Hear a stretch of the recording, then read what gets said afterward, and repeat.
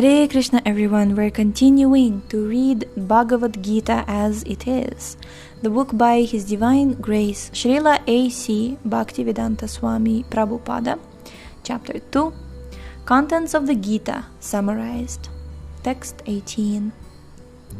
Antavanta ime deha nitya syokta sharirina anashino prameyasya tasmad Yudyasva Bharata. The material body of the indestructible, immeasurable, and eternal living entity is sure to come to an end. Therefore, fight, O descendant of Bharat. Purport. The material body is perishable by nature. It may perish immediately, or it may do so after 100 years. It is a question of time only. There's no chance of maintaining it indefinitely. But the spirit soul is so minute that it cannot even be seen by an enemy, to say nothing of being killed. As mentioned in the previous verse, it is so small that no one can have any idea how to measure its dimension. So, from both viewpoints, there is no cause of lamentation.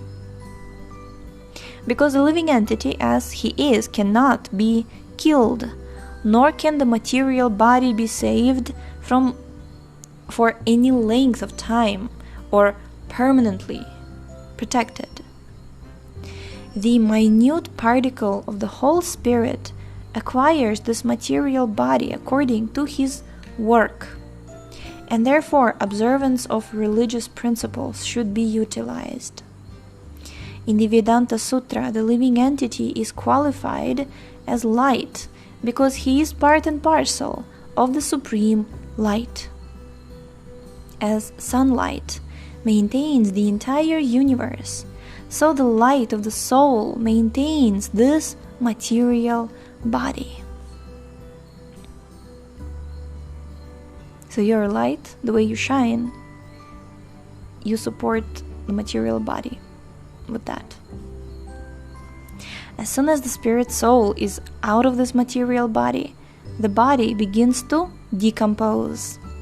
Therefore, it is the spirit soul which maintains this body. The body itself is unimportant. Arjuna was advised to fight and not sacrifice the cause of religion for material bodily considerations. Text 19. Ya inam vettihantaram Yaschainam manyate hatam ubhautau na vijanito nayam hanti na hanyate.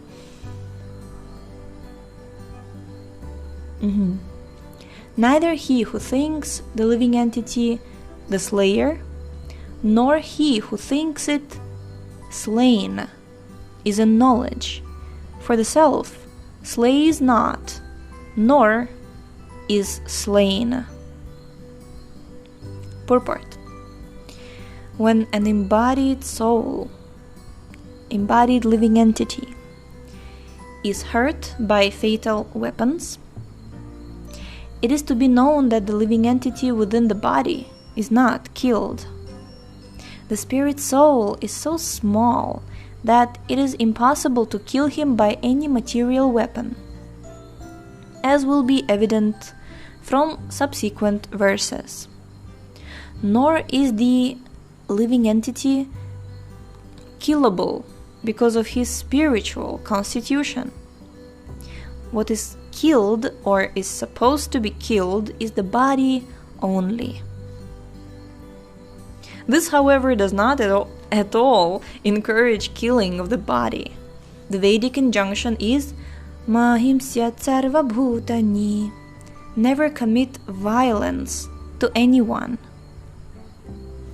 Nor does understanding that the living entity is not killed encourage animal slaughter.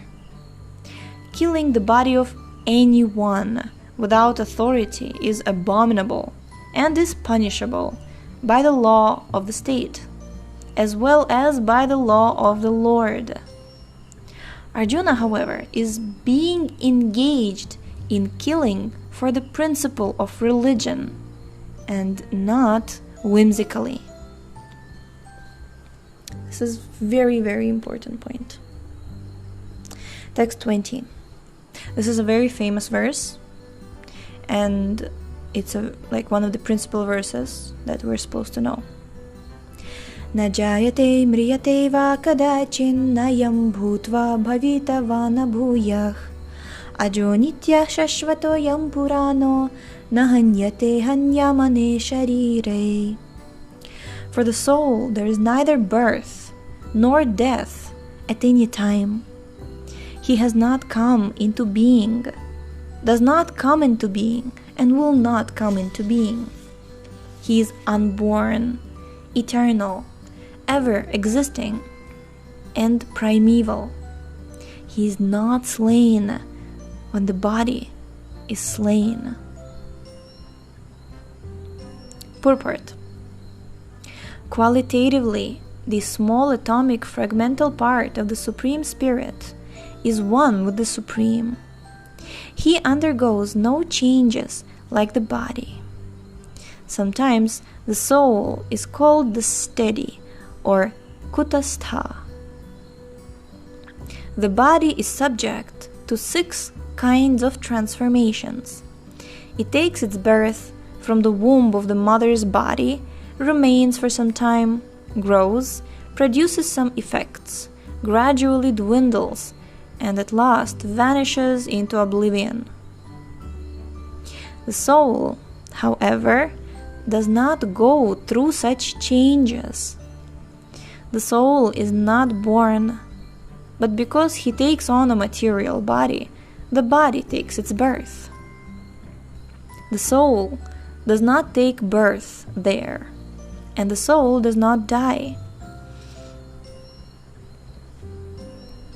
Anything which has birth also has death. And because the soul has no birth,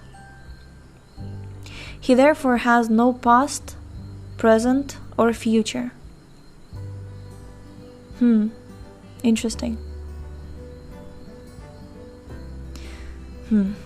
I don't remember this. The soul has no past, present, or future. In the spiritual world, there's no time. There's like eternal time. It's not like here. We have past, present, future. He is ever existing, eternal, and primeval. That is, there is no trace in history of his coming into being. Under the impression of the body, we seek the history of birth, etc., of the soul. The soul does not at any time become old, as the body does. The so-called old man, therefore, feels himself to be in the same spirit as in his childhood or youth. The changes of the body do not affect the soul. The soul does not deteriorate like a tree, nor anything material. The soul has no byproduct either.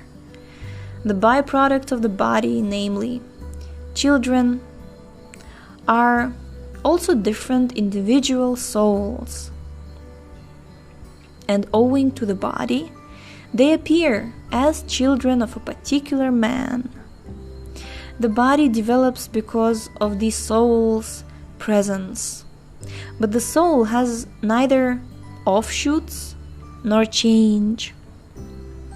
Therefore, the soul is free from the 6 changes of the body.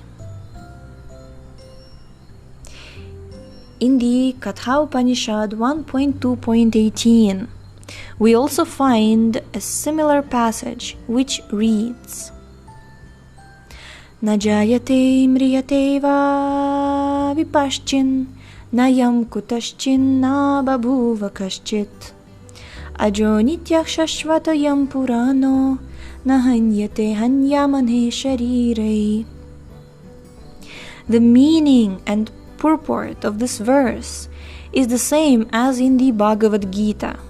But here, in this verse, there is one special word, vipashchit, which means learned or with knowledge.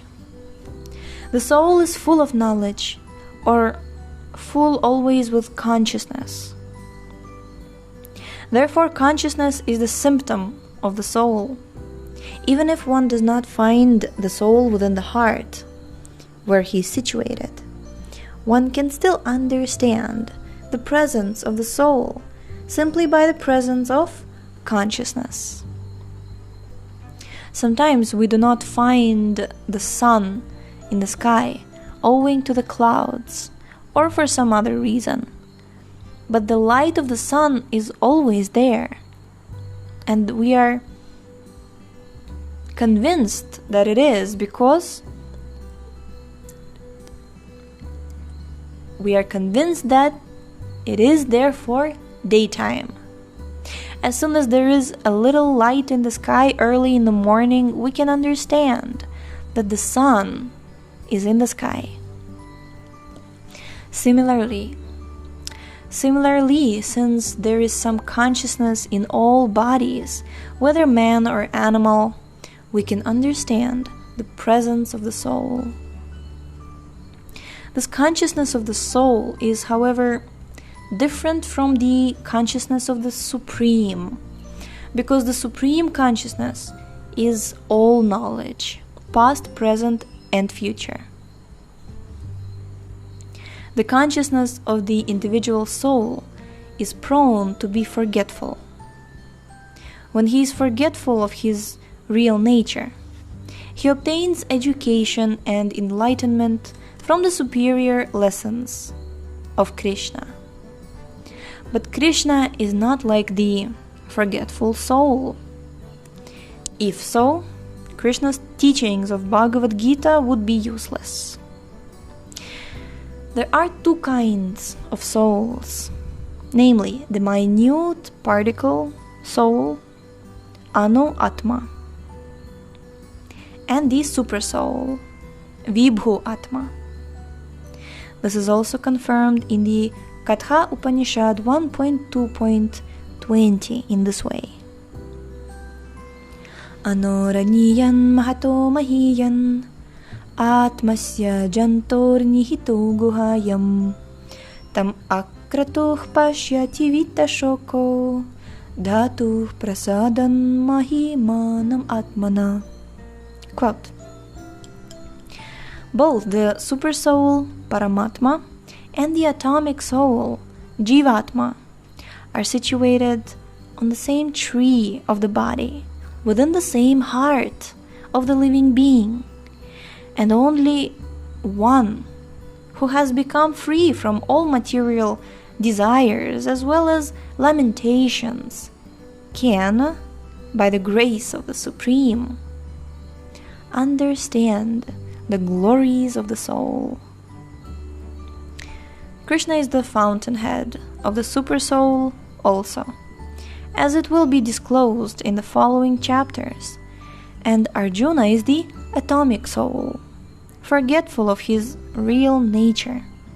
Therefore, he requires to be enlightened by Krishna, or by his bona fide representative, the spiritual master. Alright, we will stop here for today. Thank you so much for tuning in. The link to this book is in the description. Please check out our website shravanamdiaries.com, and we shall see you tomorrow. Hare Krishna.